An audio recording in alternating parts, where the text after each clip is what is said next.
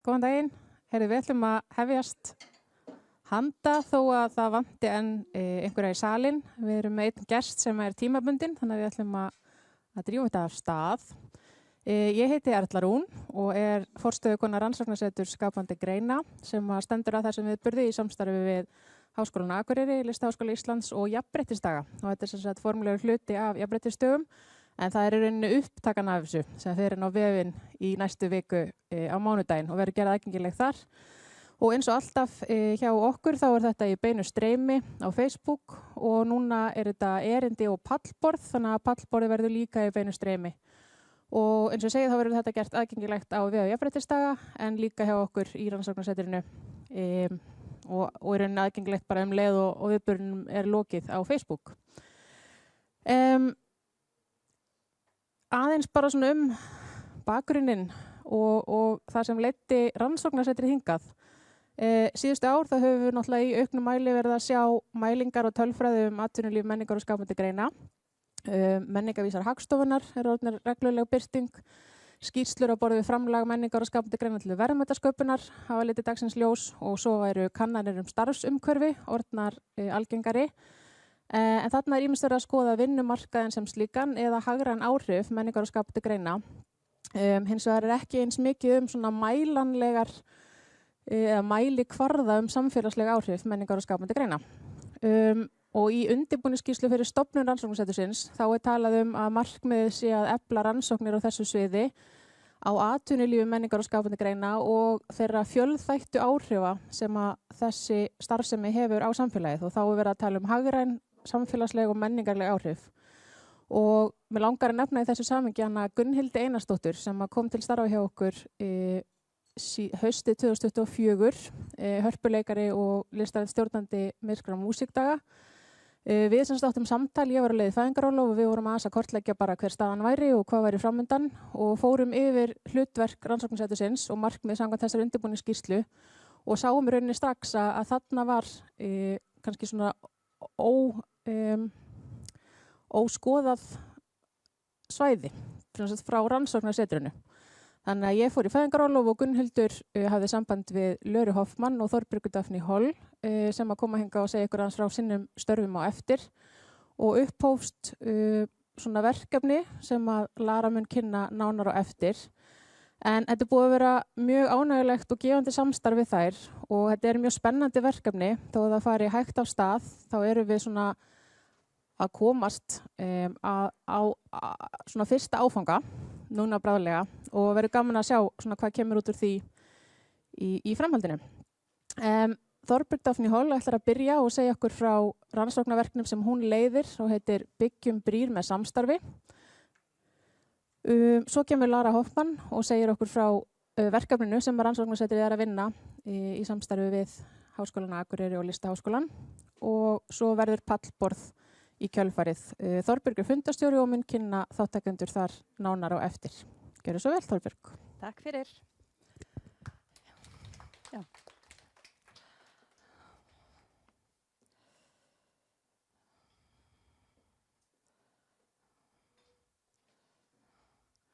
Já, íti ekki bara á til hægri til að komast úr.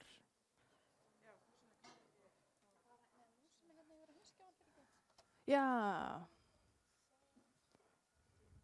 Já, dásamlegt. Komið sæl og gaman að sjá okkur. Ég heiti Þorbjörg. Heyrist í mér? Nei, það heyrist ekkert í mér.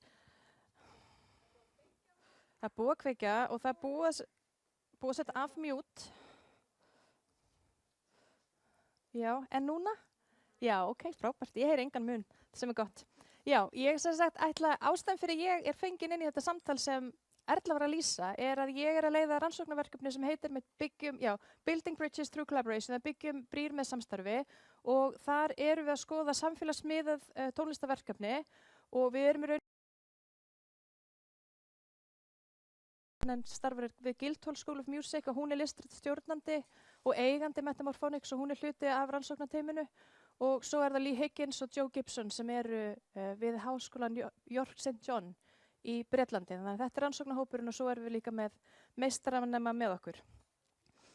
Og þetta verkefni sem fekk styrk úr rannsóknarsjóði Vísinda- og tækniráðs 2024, svo það sé líka sagt. En við erum sem sagt að velta fyrir okkur hérna þessum samfélagslegu áhrifum lista og skapandi greina og hvernig við metum þau. Og ég ætla í því samhengi að leggja áherslu á þær rannsóknar aðferðir sem við beitum í verkefnum til þess að reyna að átta okkur á þessum þáttum. En þar sem aðferð og samhengi eru algjörlega órjúfanleg, þá ætla ég fyrst að gera grein fyrir bakgrunni verkefnisins, markmiðum og uppbyggingu áður en ég fer yfir í aðferðafræðina og sýni dæmi áhrif sem við erum að sjá í okkar verkefni úr gögnum úr rannsókninni. En þegar við ræðum samfélagsáhrif lista þá stöndum við oft frammi fyrir togstreitu. Annars vegar viljum við sýna fram á gildi og mikilvægi starfsins sem við erum að skoða og ég held að við höfum allt trú á því að þetta sé mikilvægt. En hins vegar við þurfum að forðast einfaldar fullyrðingar áhrif sem rúma hvorki reynslu þátttakenda né kannski flækjustig aðstæðna. Þannig að þetta verkefni sprettur úr þessari spennu, hvernig getum við rannsakað samfélagsleg áhrif af næmni, gagnrýni og ábyrgð án þess að gera heldur ráð fyrir þessum áhrifum fyrirfram, sem er alltaf svolítið hættulegt. En til að segja ykkur aðeins frá, byrju nú við. Já. Ég held að ég sé búin að segja ykkur þetta. Já, Metamorphonics. Þetta er sem sagt, ég ætla að tala um það sem MP. Þau skapa inngildandi rými fyrir tónlistariðkun með annars vegar tónlistarnemum á háskólastigi og fullorðnum einstaklingum í bata, einhvers konar mismunandi bata. Og þessar hljómsveitir starfa undir handleiðslu reynds tónlistarfólks og áherslan á samsköpun. Allt sem búið til verður til á staðnum með hópnum, bæði lög og textar. Og þessi samvinna er ekki aðeins hugmyndafræðileg, heldur mótar hún hvernig unnið hvernig æfingar eru skipulagðar og hvernig listrænar ákvarðanir eru teknar. Og í þessu rannsóknarverkefni þjónar MP sem skýrt afmarkað rannsóknartilvik eða case study og kosturum að velja þetta er rótgróið, þetta hefur verið starfandi lengi, það eru skýr markmið með starfinu hjá þeim og það er stöðug listræn stjórnun, það er ekki mikið mannabreitingum, þannig að það hentar vel fyrir rannsókn sem á að taka svolítinn tíma. Við erum ekki bara að koma inn einu sinni og tala við fólk, heldur erum við að fylgjast með breytingum yfir ákveð tímabil.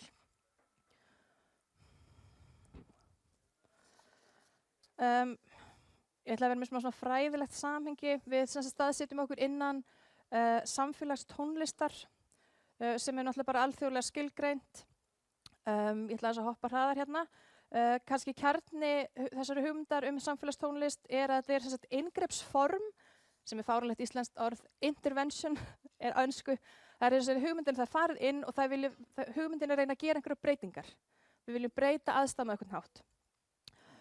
Og það er svona kjarnahugmyndin er menningarlegt lýðræði, cultural democracy. Hugmyndin að allir einstaklingar hafa getu til skapandi vinnu og að menning verði til í þessu sameiginlegu sköpun allra þessar ólíku radda og sjónarhorna. Og innan þessa ramma verður tónlistariðkun vettvangur þar sem einstaklingar komast að síðan sameiginlegri niðurstöðu í gegnum þessa samsköpun þar sem hver og einn getur lagt eitthvað til málana og hefur áhrif, hefur svona atbeina. Ég ætla að hoppa hér aðeins. Þannig að þetta er uppbyggingin á rannsóknarverkefninu. Við erum með 4 vinnupakka, samhengi sem skoðar þáttakendur og gildin sem þau setja sér og við höfum áhuga að sjá hvort það sé í samræmi við það sem við sjáum og bakgrunn þáttakenda. Vinnupakki 2 köllum við musical doing, bara hvað er gert í rýminu, hvernig er það gert, hvaða aðferðum er beitt, hvernig er ákvarðanir teknar. Þannig að þetta er raunin svona listrannsóknar vinnupakkin. Þannig að þarna rannsóknargögnin eru tónlistin sem er sköpuð. Þriðji vinnupakkin er eitthvað sem við köllum reverberations á ensku og það er rauninni hvaða merkingu þetta hefur fyrir þáttakendur að vera með og síðan langar okkur líka að sjá, hefur þetta síðan einhver áhrif fyrir utan verkefnið? Eða er þetta bara eitthvað sem er skemmtilegt að gera í mómentinu og svo ferðu bara aftur í lífið eins og það er? Eða hefur þetta einhver yfirfærslu möguleika? Og síðan erum við með 4. vinnupakkan sem við erum að leggja áherslu á að þróa rannsóknar aðferðir og rannsóknar hæfni praktikanta og þetta líka svona miðlunarvinnupakkin og þarna svona stærsta og veigumest því þátturinn að við erum að vinna svona rannsóknar heimildarmynd sem bæði rannsóknar aðferð og miðlun og ég ætla að koma aðeins betur að því og eftir. Þannig að viðfangið eru þessar 3 hljómsveitir sem Metamorphonics reka. The Messengers var stofnuð í London 2012 þannig að hún orðin svona verulega vel establisheruð og þetta með nemendum í Guildhall School of Music og fólki sem hefur lifað reynslu af heimilisleysi. Og Korda Samfonía var stofnuð 2021 í Reykjavík með nemendum í Listaháskóla Íslands og einstaklingur sem hafa farið gegnum starfsendurhæfingu. Og Spheres of Resonance nýjasta hljómsveitin og var í rauninni stofnuð sem hluti af rannsóknarverkefninu af því okkur langaði til að hafa svona samanburð hljómsveitir á ólíkum lífstígum, ef svo maður segja. Þannig þessi var stofnuð sem hluti af samstarfi við York St. John og með nemendum þaðan og einstaklingum sem eru sem sagt þiggja geðheilbrigðisþjónustu. Og eins og ég sagði þetta svona samanburðarrannsókn yfir þetta tímabil, þannig að hljómsveitirnar hafa öll sameiginlegt markmið. Þetta alveg það sama, við gerum það sama í ólíkum hljómsveitum, en samhengið ólíkt. Bæði náttúrulega bara talsvert mikill menningarmunur á þessum svæðum, líka milli York og London, bara þannig að það sé sagt. Það talsvert langt þar á milli.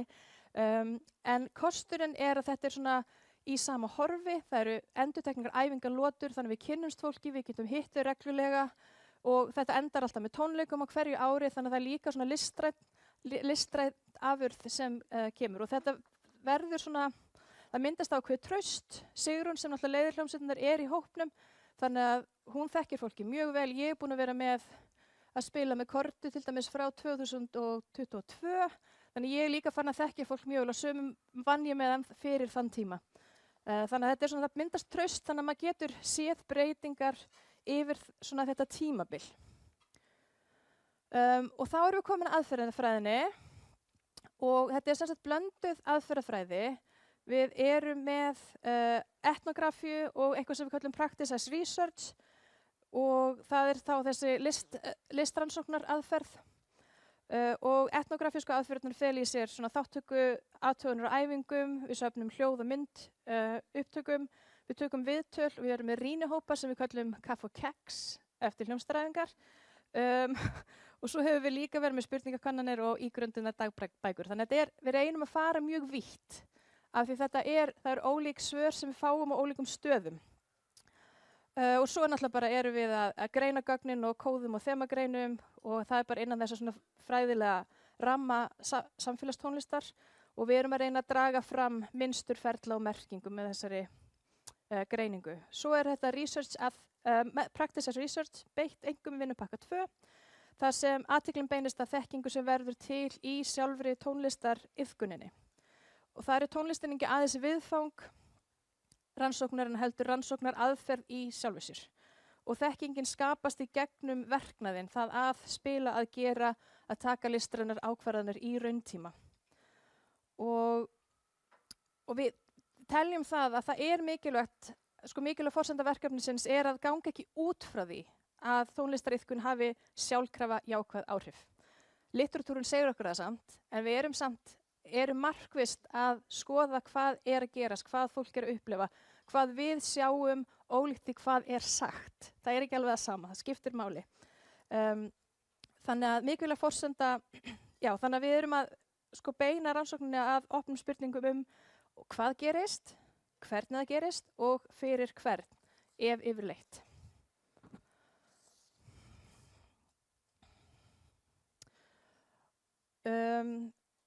Vinnupakki 2 fjallar samvinnu í lagasmíðum og þessa listrænu stjórnun Metamorphonics. Og Sigrún Sævarsdóttir Griffiths listrænt stjórnandi, hún að ígrunda eigin iðkun sem hluta af rannsókninni, hún mjög opin, hún mjög til í að aðrir síðan líka skoði það sem hún að gera sem ekkert alveg sjálfgefið, að fólk til í að berskjalda sig svona gagnvart rannsóknarhópi og þannig að við erum að taka þátt í starfinu. Og þau lýsa nálgun sinni Metamorphonics sem ígrundaðri, þau segja við stöndum fyrir virku samtali, samkennd, umburðarlyndi og gagnkvæmri virðingu með það fyrir augum að skapa stuðningsríkt samfélag og brúa huglæga múra milli samfélagshópa. Og þetta eitt af því sem við erum að skoða. Þetta raunverulega gerast? Eða bara eitthvað allt annað að gerast? Og í samfélagsmiðlum tónlistarstarfi mjög mikil þekking til staðar hjá þeir sem leiða og taka þátt og hún oft mjög líkamnuð og svona skynræn. Hún birtist í ákvörðunum, næmni og viðbröðum í aðstæðum, kannski frekar heldur en í einhverjum formlegum kennslu aðferðum sem hægt síðan bara að taka upp og færa yfir á næsta viðfang. En með því að beina sjónum að þessari þekkingu erum við að leitast eftir því að færa eitthvað af því sem annars væri ósagt inn í fræðilega umræðu. Án þess að rýra það sem gerir iðkunna svona lifandi og aðstæðubundna samt sem áður.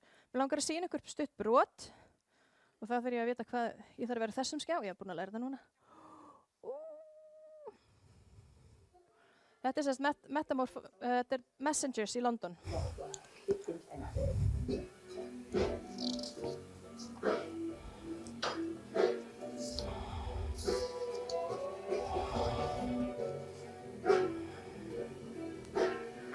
So free of any idea of kind of judgment or taste, for good or bad.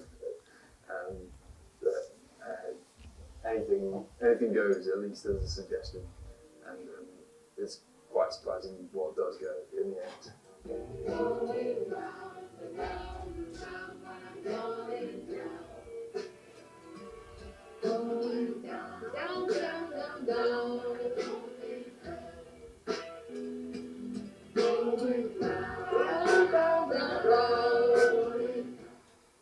To connect to people that you have completely different musical backgrounds and still find this common ground and positive space between you without having to overthink things massively, and it's just very in the moment. And yeah, it's very meaningful, I think.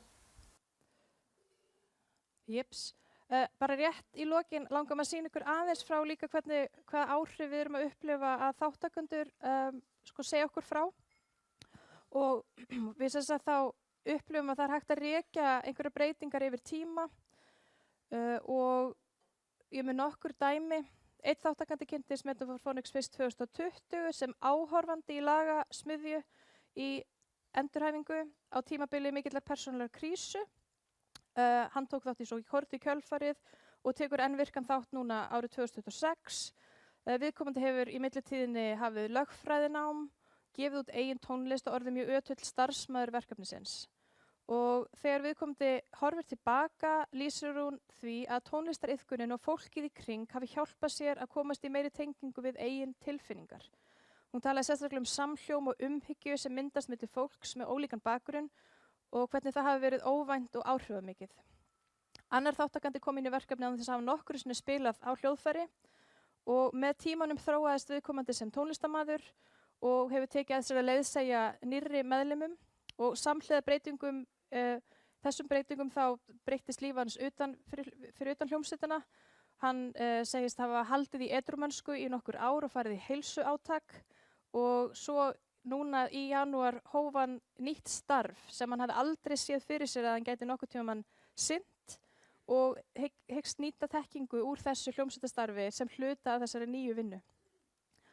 Og þriði þáttakandi kynntist verkefnu þegar hann var í endurhæfingu og síðan fer hann í bæði fullt starf og starfsnám hjá Metamorphonics og hann talaði sérstaklega um þessi miklu metnaður og þáttakan krefjist ábyrgðar og mætingar og það hafi skipt hann máli að kynnast öðrum og vera hluti af hóp.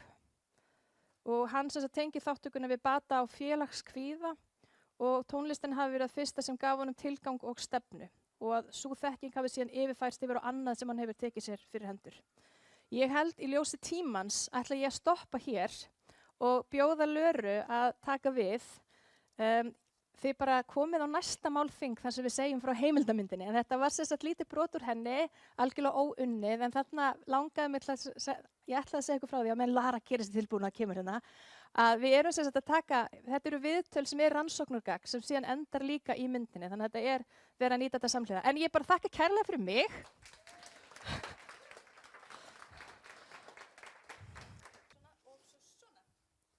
Frábært. Helst vel í mér. Ja, gleiselekt.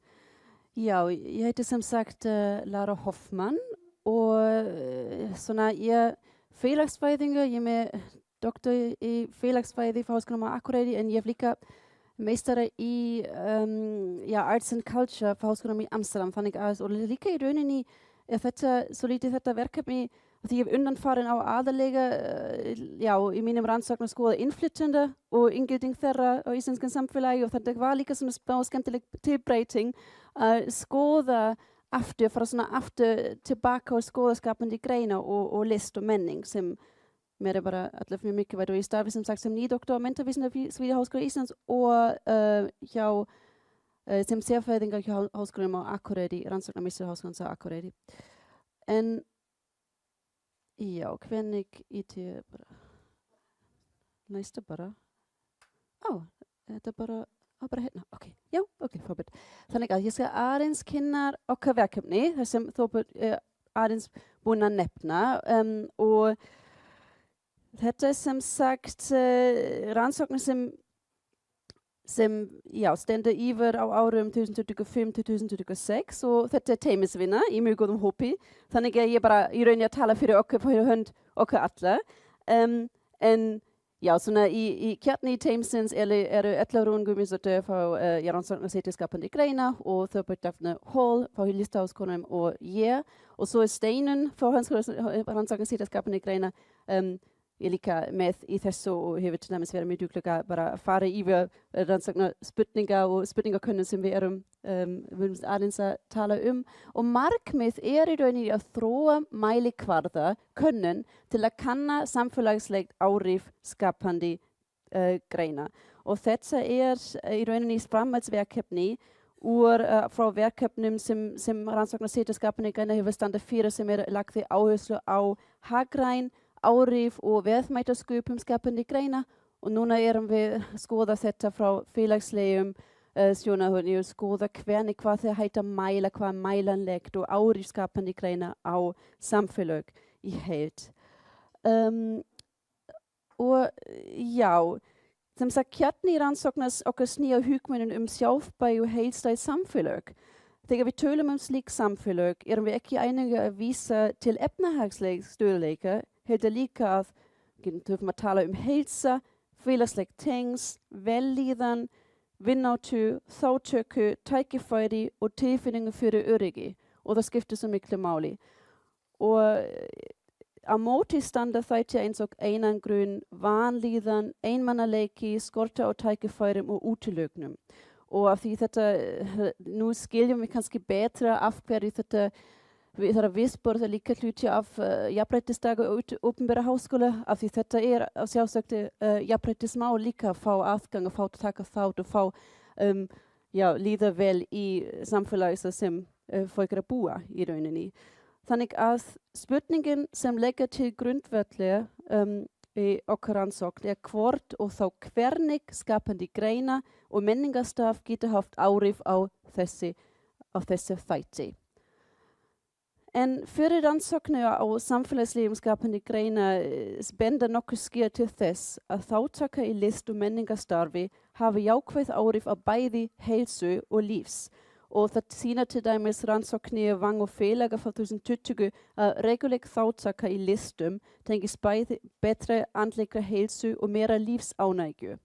Og aðrir fræðimenn eins og til dæmis Robert Putnam og Erik Klinenberg hafa lagt áherslu á hlutverk menningar í innviða, til dæmis bókasafna sem vettvangur fyrir félagsauð, mynduðu félagsauð, bæði svo kallað bindandi og brúandi félagsauð. Og það bindandi bonding social capital skiptir að hér að tengjast betra fólk sem tilheyra sama hópi og ég og brúandi félagsauð rauninni að ég mynda tengs með öðrum sem öðruvísi en ég.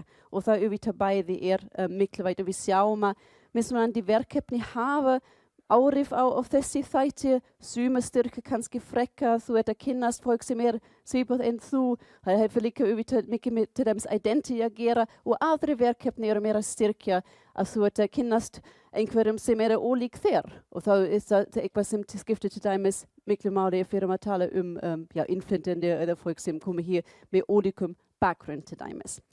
En og þessu samhengi, þetta í rauninni öryggismál líka af því öryggis snýst felst í því að þekkja nágranni sína, að vita hver býr á sama svæði, að búa til þetta nágranna tengs og ég man til dæmis að 2004 var Ásthildur Eva Bernhardsdóttir sem professor í áfallastjórnun á Bifröst, hún sagði frá að í rauninni ef nágranni eru að lenda í slís til dæmis, eru þau oft bjargað af nágrannum sínum. Þannig að þessi samfélagslega tengs og þekkja fólk í kringum sig skiptir svo útrúlega miklu máli og í rauninni bara öryggismál líka.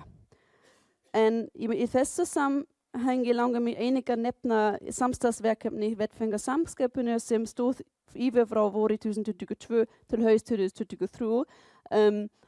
Og þetta kannski svona inngripsform, intervention sem orð búin að læra frá Þorbjörg núna í morgun. Og verkefnið var unnið í samstarfi milli fræðifólks og menningarstofnana víðvegar landið, meðal annars bókasafna. Og markmið var að skoða hvernig samsköpum og þátttökuaðferðir gætu stuðlað að inngildingu, tengslamyndun og samfélagsleg virkni. Og við núna í þessu verkefni að vinna í skýrslu sem við köllum Vettvangarsamskupina handbók í mótun menningarstarfs með þátttökumiðunum hætti. Þannig að þetta verkefni er svona eitthvað sem ég hef verið í undanfarin ár og sem byggja aðalega á eiginlegum aðferðum. En þetta gefur okkur auðvitað möguleika innsýn í reynslu þátttöku. En það vekur samt spurningu, þetta sem sagt mælanlegt með meginlegum hætti? Þetta mælanlegt, viljum við í rauninni mæla þetta? En þetta kjarni erindisins í dag. Sem sagt, eiginlega rannsóknar sýna okkur hvernig og af hverju skapandi skiptir máli. En í stefnumótum oft kallað eftir gögnum, tölulegum gögnum og mælanlegum niðurstöðum. En því hófum við að prófum að búa til mælikvarða og könnun til að mæla samfélagsleg áhrif skapandi greina. Til að búa til að þróa þessi mælikvarða og fræðilega þá byggjum við á blöndu af meginlegum rannsóknum erlendis, til dæmis frá Barcelona og Arts Council England, eiginlegum rannsókn á Íslandi, af því það hefur verið mjög lítið rannsakta með meginlegum hætti á Íslandi áður og könnun eins og European Social Survey og íbúakönnun landshluta. Þannig að markmiðið var ekki að finna upp hjólið upp á nýtt, heldur að aðlaga og sameina mælitæki að íslensku samhengi og skapandi starfsemi.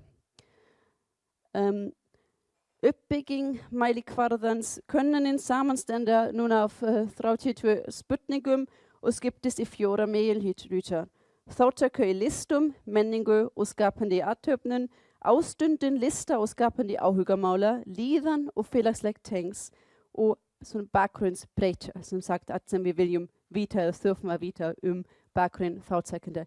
En eins og ég sagði, þessi spurningalista tilbúin, en við viljum endilega bara líka heyra ykkar skoðun og við erum ennþá svona síðastu skref, þannig að ef þið erum með einhverjum rosaflottum húpunum þá getum við alveg breyta kannski bæta eitthvað við sem við höfum ekki hugsað og þetta var frábært tækifæri að fá að kynna að við tölum sosialt og í rauninni aðferðafræði, við fengum svo lítið tækifæri til að tala það og því oft erum bara að kynna niðurstöðu og þá hefur við í rauninni ekki tíma að fara tilbaka og breyta aðferðafræði svo lítið, þannig að það er bara frábært tækifæri núna.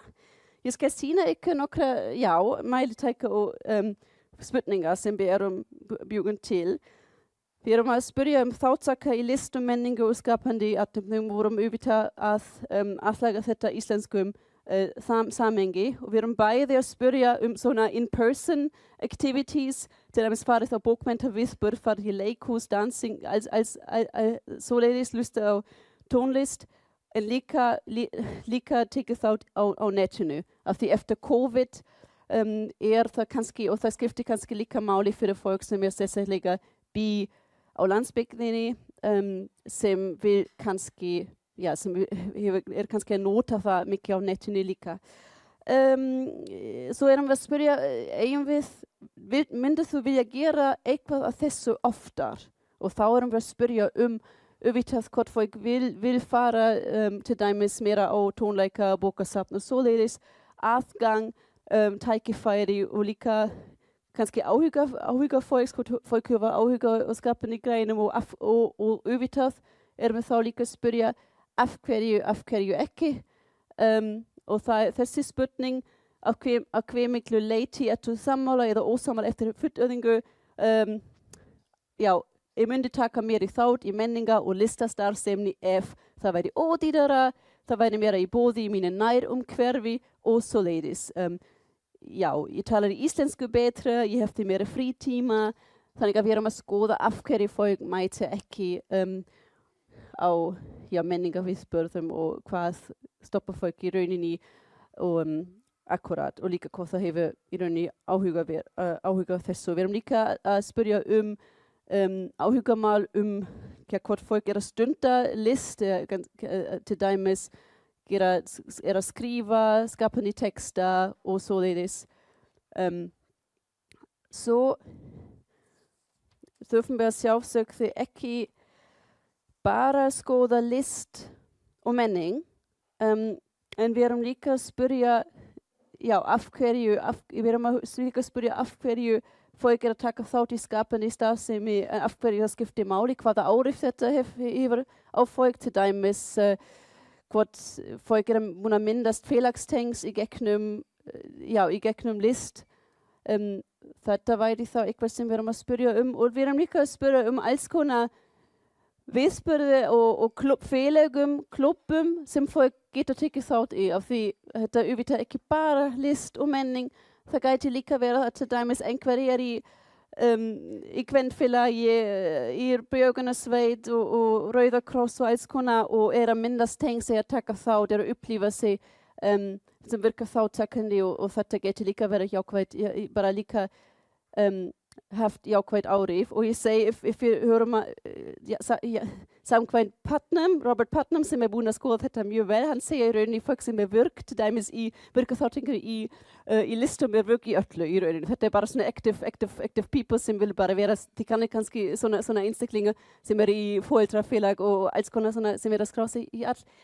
Og hann segir það svona, og líka fólk sem líka virk í svona in-person viðburðum líka mjög virkt og mjög tengt á netinu til dæmis og líka þeim finnst bara gaman að tengjast fólki, þannig að við getum kannski sjá þetta líka svo leiðis með þessari können. En svo koma við bakgrunn þetta spurningar vellíðan fólks. Þá erum við að spyrja þessi spurningar lífsánægja þegar heldina lítis, hversu ánægður þú með lífið þessa dagina. Þetta spurning sem notað allstaðar í rauninni mjög algengt, mjög þekkt. Og svo erum við að mæla líka af því það í kjarnin einmannaleiki. Það líka svo mikilvægt að tala það. Fólk upplifa sig einmanna og þetta spurning sem heitir UCLA Loneliness Scale og það erum við til dæmis spyrja fólk spurningar eins og mér skortir félagskap, ég hef engin að leita til og ef við erum að taka þetta saman þá mælum hefum við vísbending á hversu útilokað eða einangruð einhver upplifa sjálfan sig. Þetta auðvitað bara hvernig einstaklingar upplifa sjálfan sig sem gefur okkur auðvitað bara góð vísbending og þá áhugavert að skoða hefur list og þátttaka í list og menning áhrif á þetta. Hvernig þetta tengt? Eða þetta ekki tengt, okkur grunar þetta tengt á einhverju leyti. Hvernig heilsufar? Við erum að spyrja almenn heilsa sem líka til að þú slæmt og gott að búa það sem þú búsettu ánægju hvort fólk og ef við hugsa sustainable community, svona sjálfbær samfélag, þá þurfum við hugsa alla fólk að flytja í burtu eða ekki, vil það vera lengra og tveggja stað og ég til dæmis ég býr sjálf á Akureyri, þannig að ég alla svona pínu með Akureyri ekki landsbygni kannski en svona ég alla svona líka hugsa fólk utan höfuðborgarsvæðis. Þannig að það líka svona, ef við erum að hefur aðgang að menningu og list líka áhrif á hversu lengi fólk vil í rauninni búa það sem það býr núna. Auðvitað, og þetta hefur líka áhrif á samfélag. En já, næstu hvað erum við núna? Við erum búin með þessari spurningakönnun og okkar grunar, svo það er svona okkar tilgátur því í meginlegum rannsóknum auðvitað gott að vera með smá tilgátur. Við þurfum líka að vera opin fyrir því að þetta, við sjáum þetta ekki í okkar niðurstöðum, en við segjum að það er jákvæð tengsl milli þátttöku í list og skapandi starfsemi og lífsánægju ásamt neikvæðum tengsl milli þátttöku í slíku starfi og eiginmannaleika. Og þetta myndi þá benda til þess að samfélagsins áhrif við skapandi greina séu mælanleg. Þetta er svona okkar tilgátu sem við nú þá bara prófa að skoða hvað það er rétt eða ekki. En við erum núna að lesa yfir könnun og prófa og líka það væri gaman að fá ykkur hugmyndir, ykkur skoðun og næsta skref verður þá að senda rannsóknir út til úrtaksins, sem sagt í gegnum SMS-könnun í samstarfi við rannsóknarsetur í byggða og sveitarstjórnarmálum á Bifröst og þá erum að vinna með nota úrtak úr þjóðskrá. Sem sagt, við erum ekki að fara að senda þetta út til dæmis drefa þetta á samfélagsmiðlum, en þetta er úrtak sem er vonandi út frá því vonandi heita alhæfa og segja eitthvað samfélagis í heild. Og búið er að þýða textan yfir ensku og pólsku, þannig að könnunin í lokin verður aðskilning á íslensku, ensku og pólsku líka. Þetta er heimildir ef þið hafa áhuga og ég segi bara, kæri þakkir, takk fyrir.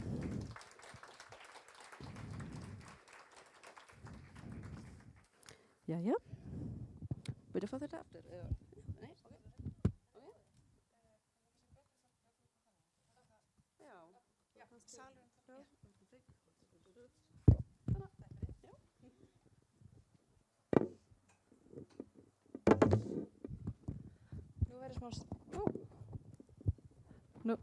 Nú verður smá stólaleikur.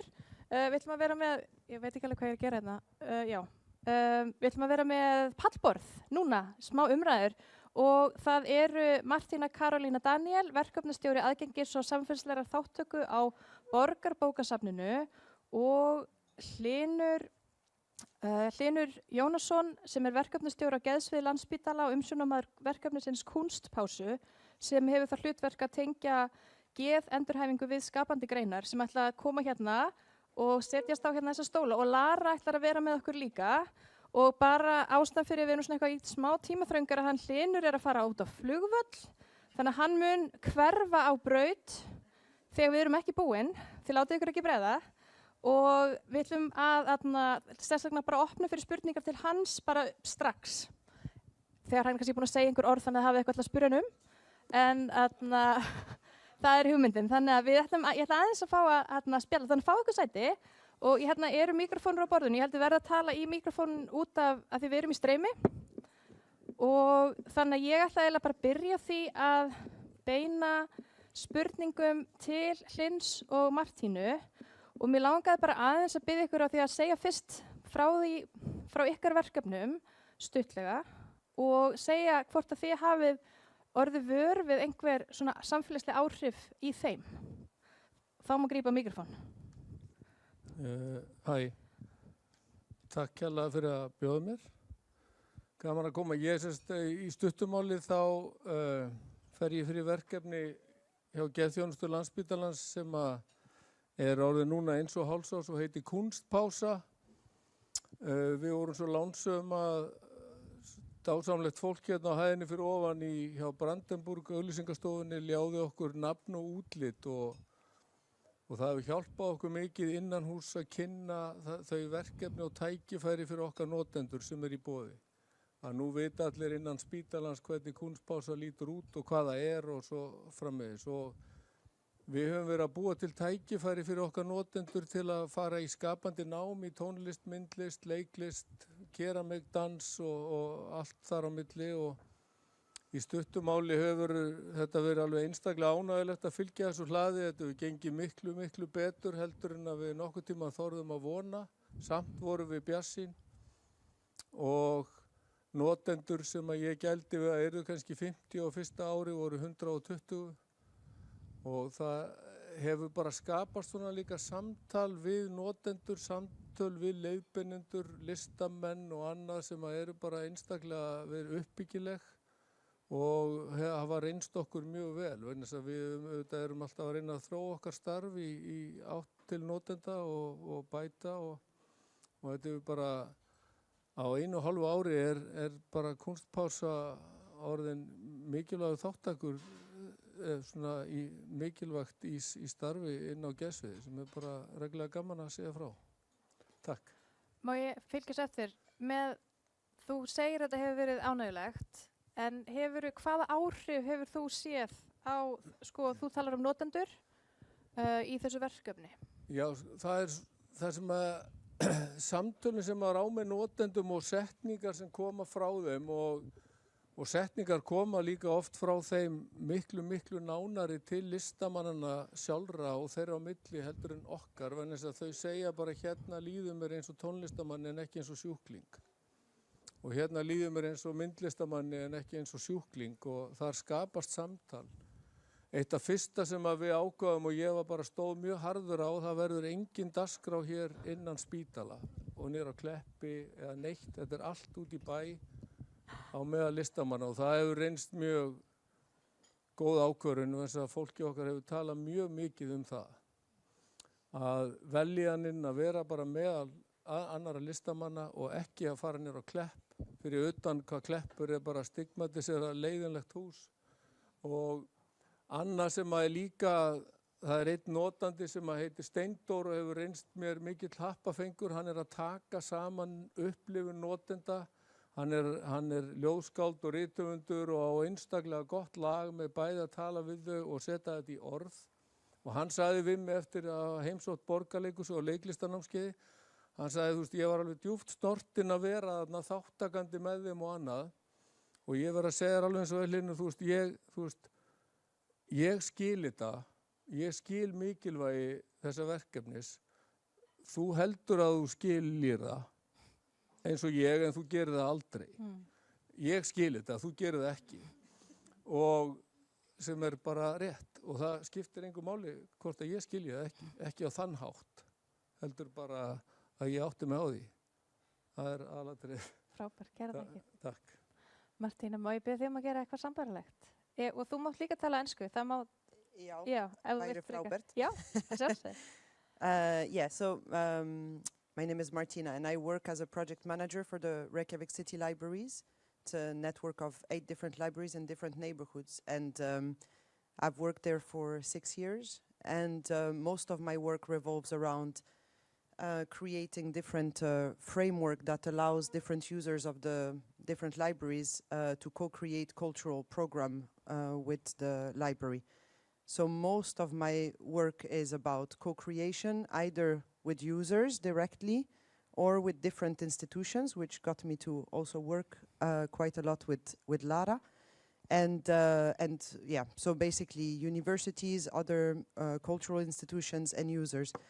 And yeah, most of the value of my work, I think, lies in the discussion and the co-creation process more than in the result, although we do gather data on the results. But yes, that's in short what I do.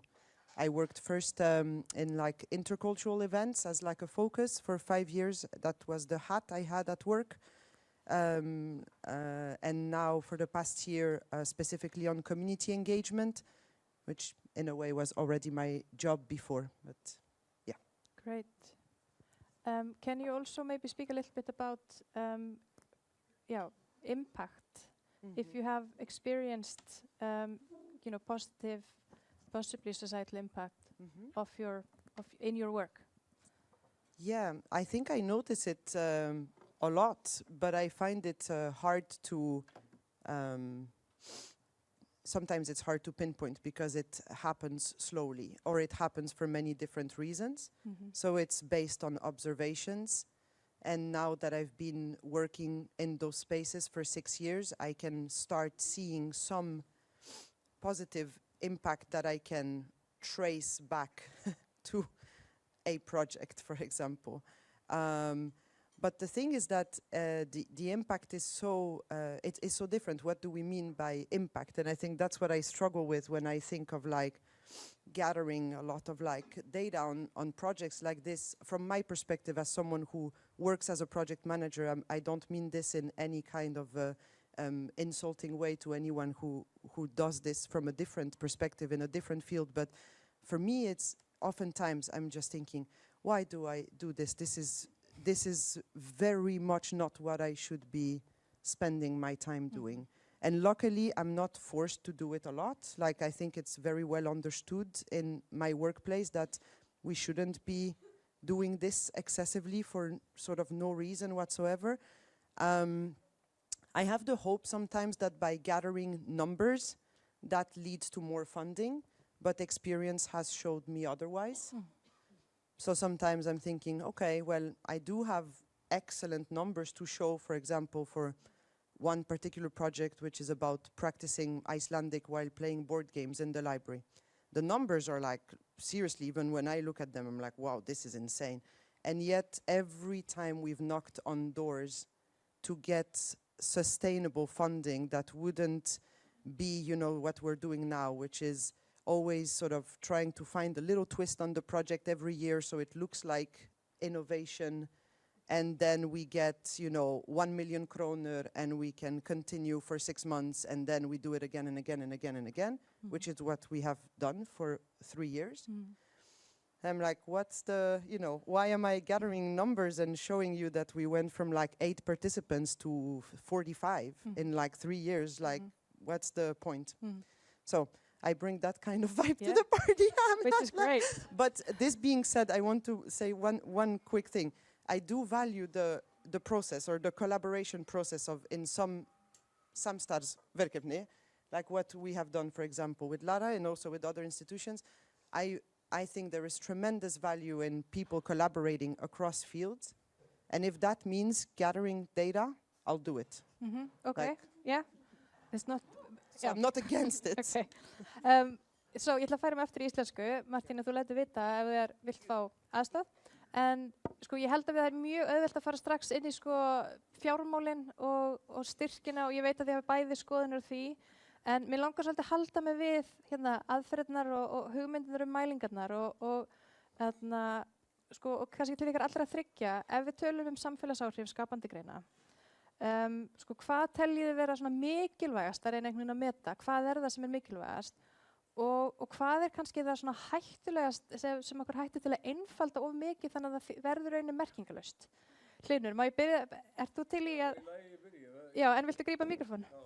Hlynur er smá stressaður á tíma, flugið býður. Anna kannski sem ég langar aðeins bara að koma inn á þarna, því að þú veist, við erum sérstaklega kannski í starfinu sem að ég tengist endalaust að glíma við fordóma.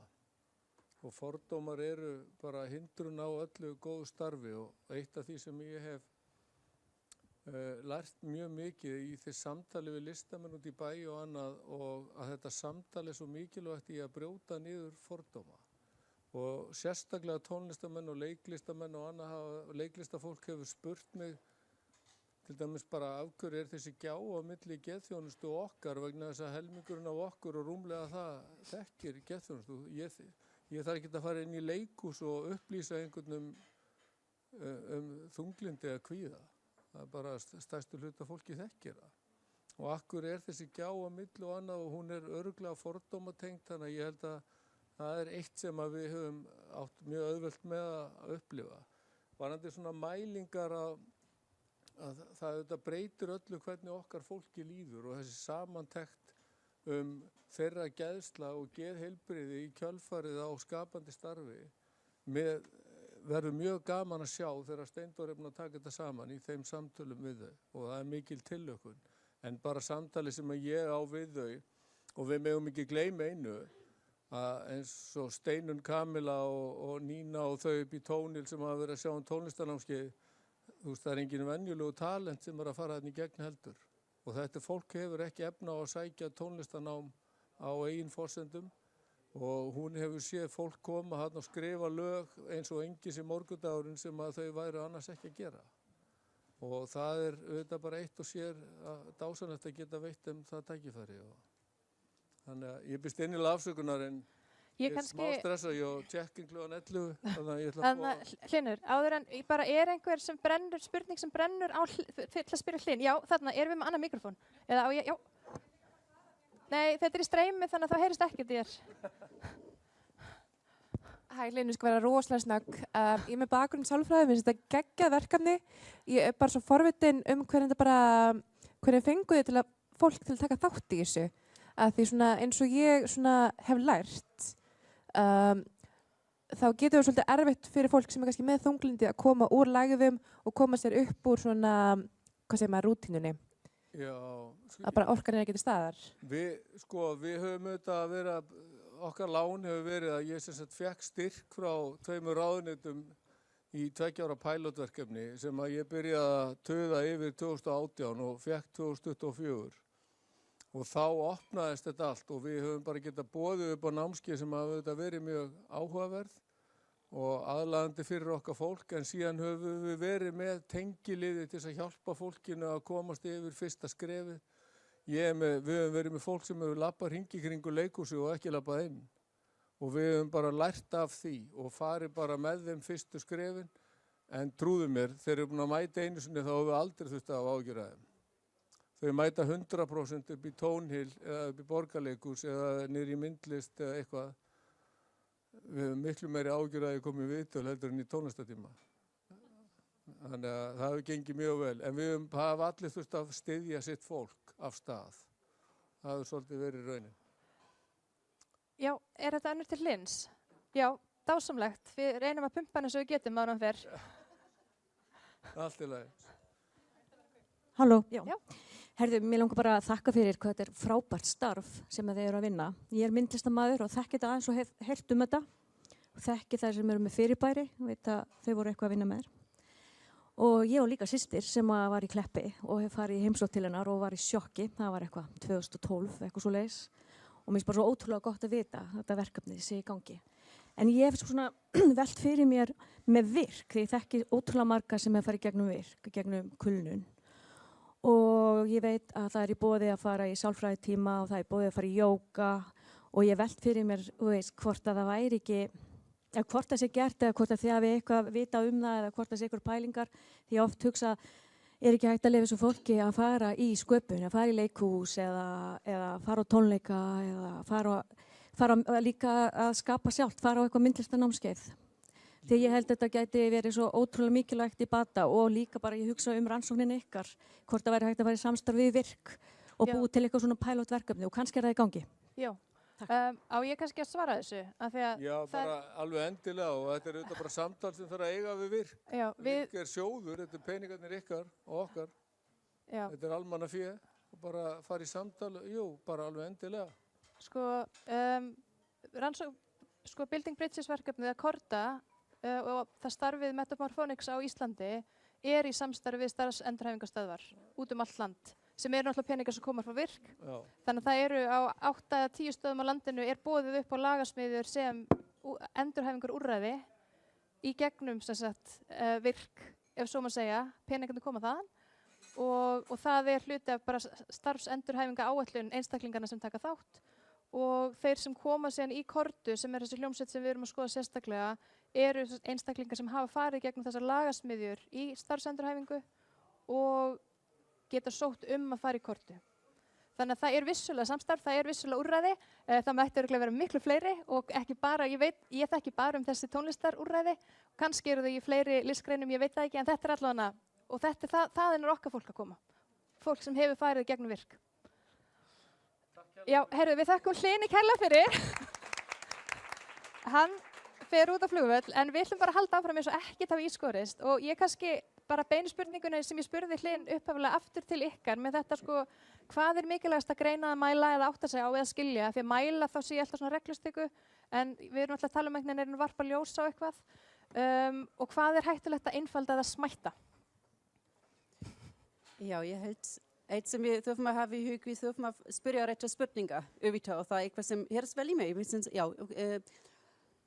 Þegar við vorum að bjókum til þessi mælikvarða þá vorum að passa mjög vel að nota einmitt spurningar sem eru nú þegar til sem hafa verið nota í rannsóknum áður til að spyrja rétta spurningar og vita svo að svörin er vísbending á eitthvað. Til dæmis þegar við spyrjum heilsa þá getum við bara ekki, við þurfum að nota eitthvað sem er til staðar sem hefur verið bara rannsakað og prófað áður og það skiptir máli.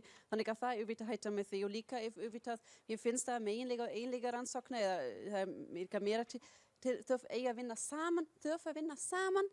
Við getum ekki bara leggja fram, setja svona könnun út í lofti og ef við fáum til dæmis niðurstöðu að jú það er ekki marktækt tengs á milli þáttaka í listum og heilsa, við vitum ekki, við þurfum líka að hlusta kannski á svona common sense okkar líka og tilfinningu okkar sem sagt og það er eitthvað sem við getum kannski lært frá eins og Martina sem er vinna, sem er listafólk til dæmis og sem bara þessi svona intuition líka sem er svo mikilvægt í þessu kannski í rannsóknum líka þannig að bara nota bara eiginlega nágun common sense og vinna í samstarfi við fólk sem er að vinna á vettvangi og líka alltaf bara heyra þeirra skoðun og hafa þetta bara tala saman. Þetta er svo mikilvægt, mér finnst það hjálpar, líka þannig að samstarf er lykilinn.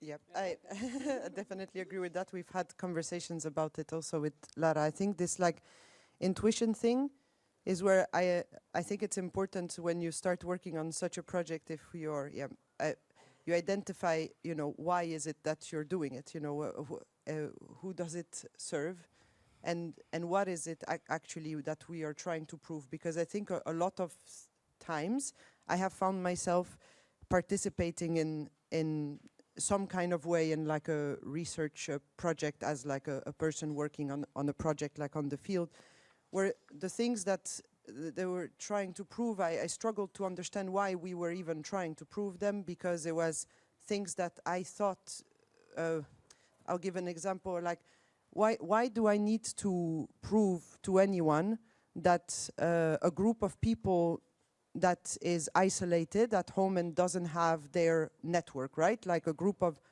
immigrants each living alone in an apartment.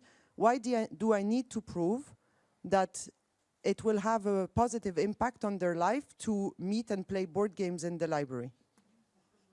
I don't think no one should be wasting their time trying to prove that, because, well, our intuition tells us like that it won't have a negative impact, and it's like then we can't measure just exactly how amazing this impact will be, and maybe it will be minimal for a person, maybe it will be huge for another one, but really like our intuition tells us like, aren't they feeling, or don't they have the opportunity to feel a little bit better because they met? And I think yes. And so oftentimes that's what I struggle with the most, is like finding purpose in like participating in research, that, yeah. But is there anything that you think you would find useful? Like what, if anything, would be good to be able to say about the impact of the work that you do?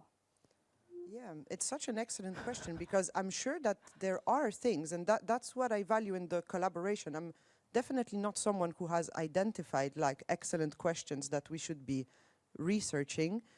I think in my work what matters is how much funding we have to continue projects. That's like pretty much, we have a yearly budget, we work with that, and oftentimes the budget shrinks, and then we need to find ways to get more money. And so if I have a feeling like something, some kind of like data gathering can perhaps help me secure more funding for a project that I have seen work, or that I would like to try, or a group of people wants to try to see if it works, then I think I'll do that. Yeah.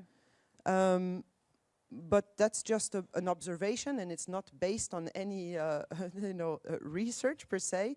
But my observation is the projects that got funding in the past 6 years that I worked on were all from sort of like innovation grants, where you get money to test a new idea, and there is great value in that. But then once you show that the idea works, that it's something that brings value to people who attend, we struggle immensely to find funding to do that. And so that is like perhaps just an issue in the kind of grants that we are allowed to apply for as a library, because of course I'm sure that there are grants out there for things like this. And then again, I think then the value in collaboration is also actually sometimes finding different possibilities, like avenues for funding. And it's wonderful to learn from each other and also be able to do that, like co-fund projects. Yeah. So I don't know. No. What, and because also I think like one of, and that is just like a very, very quick example as well. Like on one side, we often tend to measure like the impact by how many people showed up. And of course, I understand why we do that also, like, because it's also like in the library, like it's public funding. You're trying to also sort of like prove that this money is used on a lot of people and that it's like useful in that sense. But on a personal level, one of the most impactful things intuitively, again, that I think has happened in the past 6 years of my work, working in different cultural programming, was about 6 months ago. There was an event in the library, and my daughter was there just because it was a weekend and she had to come with me, but she participated in it.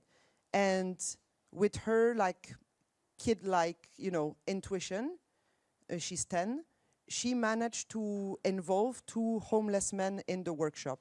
2 men that I have seen around the library regularly, and that, when it's difficult to try to find like a way to welcome regular users of the library that use the library as shelter into cultural programming. But everybody has the intuition that it would be fantastic, wouldn't it? That like those people use the space, they are there, they have time, we have a lot to learn from each other, and surely like participating in cultural programming, talking with people and so on will have a positive impact on everybody's lives and interactions. But it's a very hard thing to do. And then she just did it. She went there, she took them in, and now tomorrow I have a meeting with one of them to develop like more things together potentially. It's a big potential, but it's like that's something that happened without any kind of research or former knowledge. This is just someone finding a spontaneous way to approach someone else. I think that has the potential to have more impact than any project I've worked on so far, maybe, I don't know. Frábært, og þannig erum við líka bara að tala 1 eða 2, þannig að það að telja hausa hefði kannski ekki endilega, þetta hefði ekki byrst þar. Eigum við ekki bara að opna fyrir spurningar sal? Ég með langan lista, ég geti haldið áfram til morgun, þannig að byrjum bara að opna fyrir spurningar, og það má spyrja út í þetta umræðefni eða fyrirlestra sem við Lara vorum með, hvað sem Arnar, ekki gjörðu svo vel. Já, takk. Mér langar bara aðeins að henda á ykkur í raun allar smá pælingu bara aðferðafræði. Og það þessi 2 heimar, eigindlegir og megindlegir, og maður kannast bara við það úr öllum sínu störfum að þeir sem stunda megindlegar rannsóknir finnst þeir vera að gera alvöru rannsóknir, og þeir sem stunda eigindlegar eru bara í ruglinu, sko. Einföldun. Og ég er mjög eigindlegur maður, og það mitt svona sérsvið í rannsóknum, og mér langar bara að heyra hans í ykkur, og þú veist, pínu flippu spurning, en finnið þið, og ég er svona núna tím eigindlegur, að maður fer stundum inn í þetta að maður sé þurfi að vera líka eigindlegur, eða fer einhvern veginn undir, og svona, ég er ekki alveg alvöru, og nú er ég búinn að sjá svona hvernig þetta gert, og þú veist, maður sér alveg hvernig þetta draga fram proper niðurstöður með eigindlegum aðferðum, nema hvað. Hvernig svona hafið þið verið að manúvra það? Eru það styrkjast sem rannsakendur? Finnst ykkur megindlegar skipta kannski ekki það miklu máli, og bara á svo framvegis, bara smá pælingar? Ja, det er mye god, for det er frábært spurning. Vi finnes det, eins og ekki sagt, vi finnes det fer eftir því hvað þú ert að rannsaka og hvernig. Ég finnst það besta, kannski blanda meginlegum og eiginlegum rannsóknum saman og auðvitað ef við viljum alhæfa, niðurstöður sem við heitar að alhæfa, sem segja eitthvað Ísland í heild og samfélag, eða kannski líka segjum eitt sveitafélag eða segjum Reykjavík, þá verðum við að framkvæma meginlega rannsóknir því við getum ekki alveg bara taka viðstöð við 10 manns og getum sagt eitthvað því í heild, það er bara þannig og þá erum við líka af því vísindamenn, fræðifólk fólk verða að halda áfram að treysta okkur og það snýst líka traust. Þannig ég passa alltaf mjög vel að ekki að alhæfa út frá einhverjum mjög örfáum vísitölum sem auðvitað, en þá erum við auðvitað svona djúpt þekking reynslafólk, fólk sem líka mjög mikilvægt, en það svona bara, það fer eftir því hvað þau skoða, en ég finn ekki, mín reynslu er að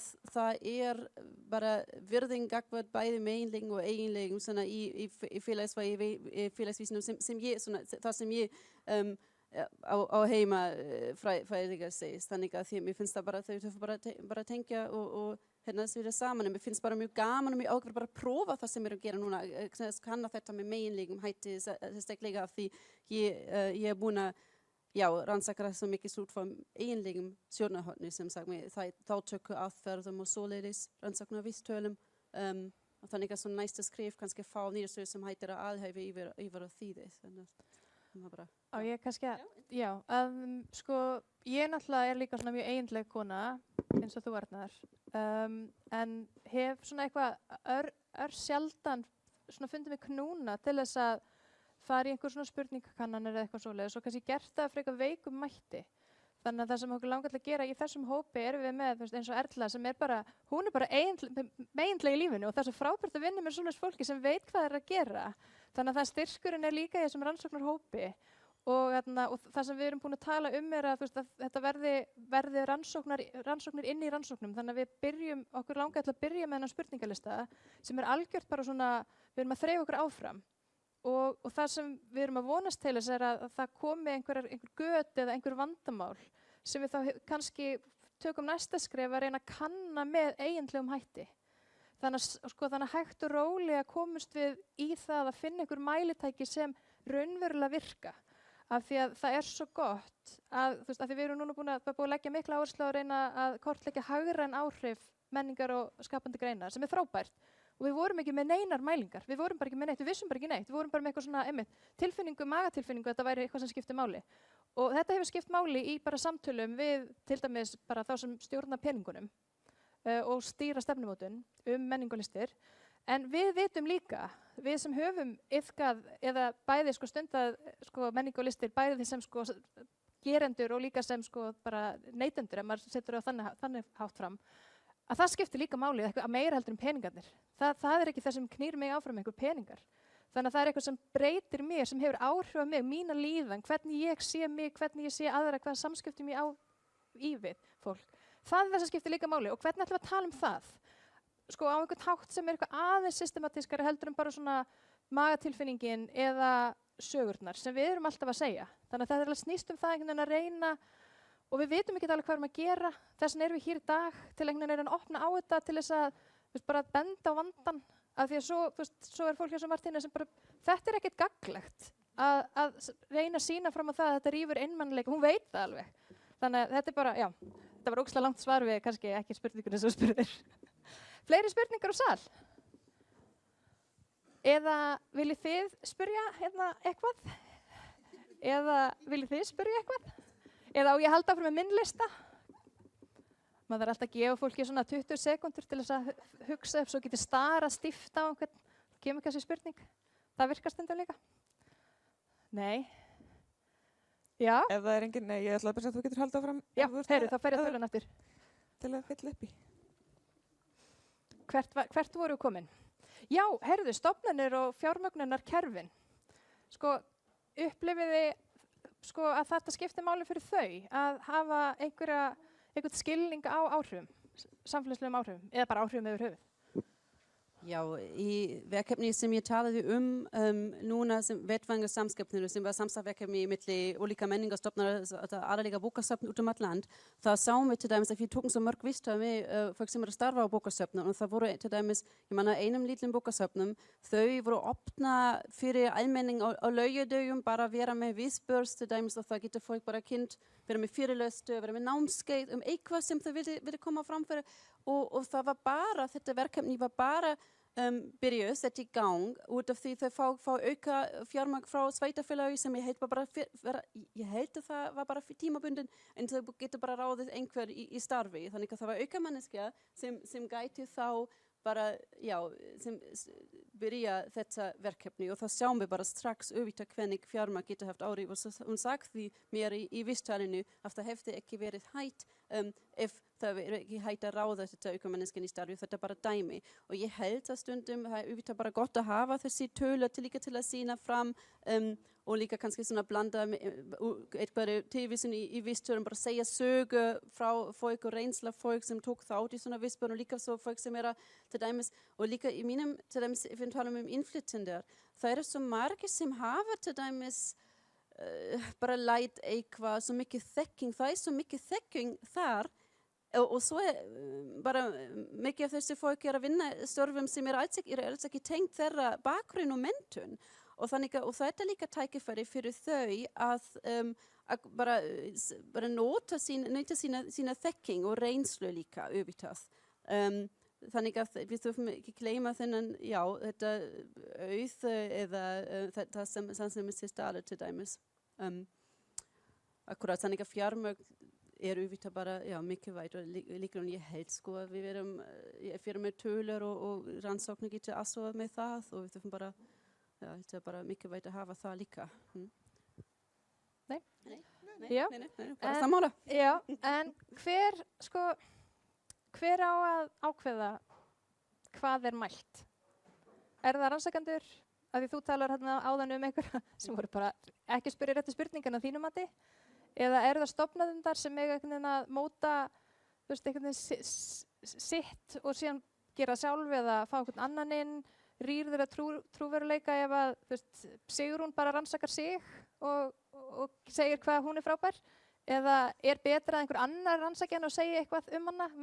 Hvar er svona einhvern veginn trúveruleikin þar? Eða eiga stjórnvöld að ákveða eitthvað? Að þið verða að mæla þetta og hitt? Af því ég veit að það er einhverju mælingar sem menningarstofnunir þurfa einhverju tölu sem þau verða að skila af sér ef þau eru fá styrkja á almannafé held ég. Just to be sure I understand, we're like identifying also like who should be identifying the question. Yes. Am I right? Yeah. Yes, okay. I think what I find the most successful way to identify a question or why we should do any type of project is to really do it in conversation with either whoever needs it and we already know they need it, or whoever we think needs something, but then we do it together. From the very beginning, I think I prefer to work this way. I have a feeling like not so many people are ready to work this way perhaps also because it's difficult to fund such projects. So I don't think it's that people don't want to work in those kind of co-creative processes, but very often we're asked to like already identify, right, like what it is that we're doing. And I think where I see the most value, but again, it's only just in the kind of work that I do, is oftentimes actually not having, pretty much not having anything figured out or very little, and just figure it out together. And then from there, I think where my skills can be used is like, once I know, then packaging it in a way that can get funding. And so some of it is almost just like putting gift wrap and putting a title that is like catchy, that will get people's attention.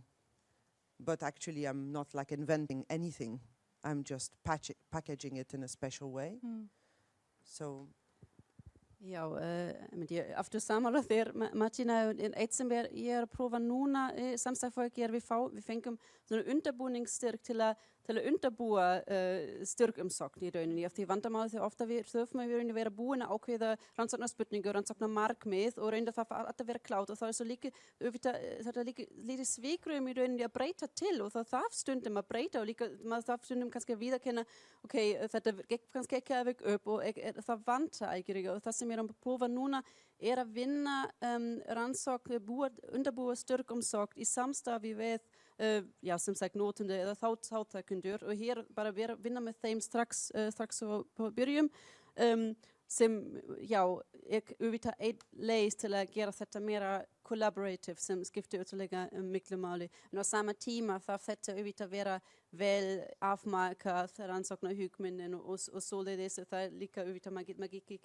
ekki allaf við eigandi að bara senda eitthvað út í löfti og vissi ekki hvað það fara að gera en það stundum þegar maður þarf að skipuleika þetta en kannski í samstarfi svona í collaboration með þáttakendum bara strax frá byrjun. Mér finnst það gríðarlega miklu máli og líka viðurkenna kannski kannski gera mistök kannski svona það er líka mikilvægt í fellinu. Sem sagt að það með styrkumsóknir það er vekk mál það hjálpa kannski ekki. No,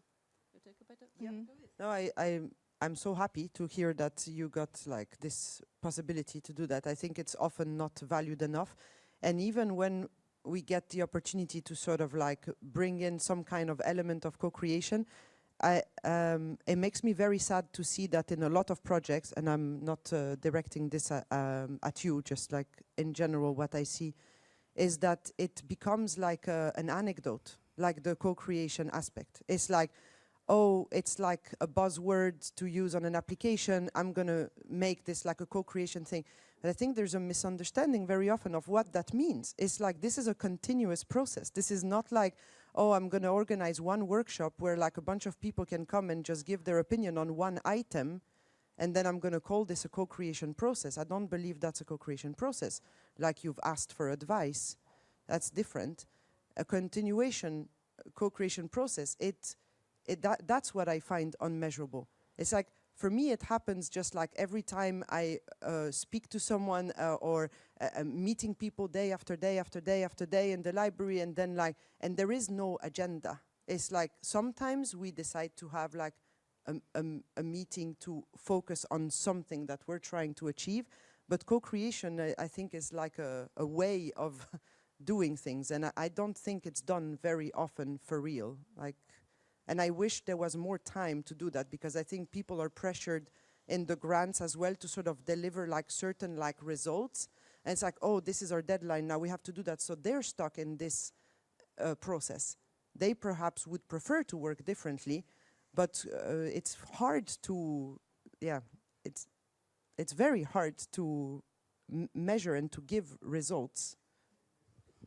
Já, en líka þessi hluti taka svo langan tíma, kannski við þurfum líka að sýna þolinmæði og kannski, það er kannski, ef við erum með 3 ára verkefni til dæmis, hversu mikið getum við þá mætt eftir 3 árum, stundum verkefni það heitum, við þurfum kannski að vera að hugsa, 10 ári í framtíð, 5 ári í framtíð, sérstaklega við hugsa svona ári fyrir samfélag, en þannig að það kannski, kannski koma aftur eftir 10 árum og skoða hvað hefur breyst og svoleiðis. Þannig líka hugsa að hluti getur tekið tíma og ég hef séð því til dæmis hjá Borgarbókasafninu hversu stundum er bara lítið kannski mjög fái að mæta í byrjun og svo er það strax bara og líka í öðrum bókasafn, þannig að bara vera þolinmætt og bara það tekur tíma að sjálfsögðu, ekki gleyma því. And also co-creation means like ready to, be fluid and change things. So it's like it's somewhat sometimes incompatible with like sticking to whatever, title and plan and statement or whatnot that you have to then report on because you got money for it. It's like, in my experience, that's not how it works. It's like a co-creation process means that maybe next month the project will have a different focus because because it will have been identified that this is a better way to approach it. Yeah, so the challenge is to design a methodology that is open enough to kind of allow for this flexibility and development within. And that's like literally what I try to spend most of my time doing, is exactly that. Is like, what kind of frames can we work in to do that? Yeah. And I guess also with this kind of this time, if you only get the grant to do something for 1 year, then you aren't really afforded that luxury of, taking 10 years. Fyrir ekki, ég skipti núna alveg vitlaust yfir. Heyrðu, það komið spurning úr sal, en skemmtilegt. Yeah, I will also switch to English, not to think about my grammar. I am trying, sitting here and listening to you. Thank you for sharing your experience. I am trying to connect all 3 stories that you present us and make some common narrative. And I think we are missing something. Nobody is questioning that Hlynur has a very great idea to introduce this Kunstpausu to the workers of Landspítalinn, right? And there is no research needed. And as I understand, he's a person who is hired for a long time to just continue with this project, right? And I feel this disproportion that we are talking with worker of the library that is hired for 7-8 years right now. And you are still struggling to connect the puzzles every year, like what we have funding for. And we have active researcher who I hope you will have another funding, but do you have your funding prepared for the next 5-10 years of work that you could use to research whatever is happening in Reykjavik, right? And if it's efficient and what kind of impact it has after 2 years of some project, after 5 years of some project. And I think that we have this incredible disproportion here, that we have a very calm project that it's not questioned and it should be continued, it's obvious. And then we have public cultural institution that should be open for everybody. And still we are questioned, are you using this money, this public money in a perfect possible way, the most efficient? And then if another public institution, that it's university, if it's researching it in a proper way. So yeah, this is just a thought that I want to share, that not always we have enough time to do something and research something. Those are separate things.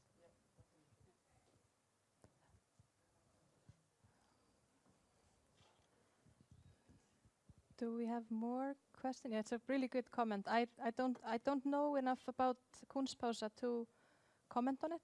I don't know how it began, and I don't know how it's financed, and I don't know how sustainable it is. I have no idea. So we'll just ask Hlynur about that at another time. Sorry. He did mention that he got funding for 2 years from 2 ministries, but I don't know if that's gotten any further. Yeah. And he said he was 1.5 years into this. Okay, yeah. so maybe it's just yet another temporary initiative. And I think that is, from my research, something that projects that have this explicit social aim all struggle with is sustainability. Like Martina was saying, it seems like it's easiest to start something. People are excited about something new. And then, even though it's going really well, having continued funding to support these projects is really, really hard. And a lot of time it is on the individual who does it to kind of drive it, try to secure funding for it. There's a lot of time spent which might not necessarily be paid hours because it's something that people really believe in and they're passionate about, which is not sustainable either.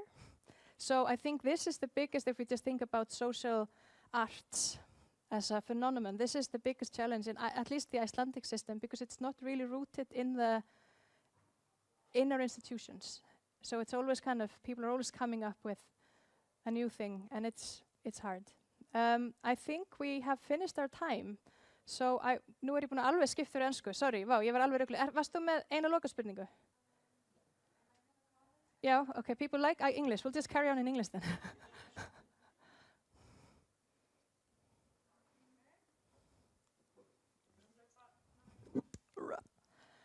So we'll have this last comment and then we'll just wrap up. I'm very language confused right now, but I just wanted to setja orði í púkk. Já. I've sat on the other side. I worked for the EEA and Norway grants in Brussels. And for those of you who are not familiar, it is a grant system awarded from the 3 EEA countries, Iceland, Norway, Liechtenstein, to EU countries that are under the median GDP of the EU countries. And a lot of these programs were social development, empowerment of Roma people, and arts, education, and so forth. And there was always like but we really struggled with this because it was like this language between the institution and the highly political, where we had to have everything down to a T and everything had to be justified. Because there could be some politicians here in Alþingi or in Stortinget in Norway that could be really against, you know, sending money for arts programs in rural Romania. Why are we spending money on that? And then we had to have this language with numbers and with case studies to justify it.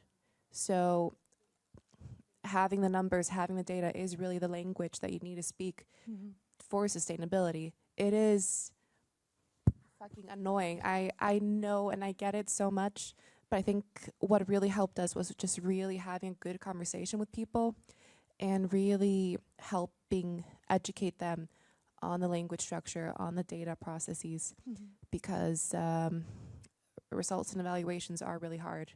And I think it's always really good to have mutual empathy and understanding that we're on the same team and we all want to do this.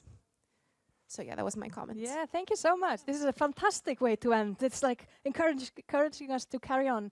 Ég ætla bara að þakka öllum sem stóðu að þessu, Lara, Martína, Hlynur, Erla Rún og Steinun hjá Rannsóknarsetri skapandi greina og CCP fyrir að hýsa okkur og tæknilega aðstoð. Kæra þakkir og takk fyrir komuna. Heyru.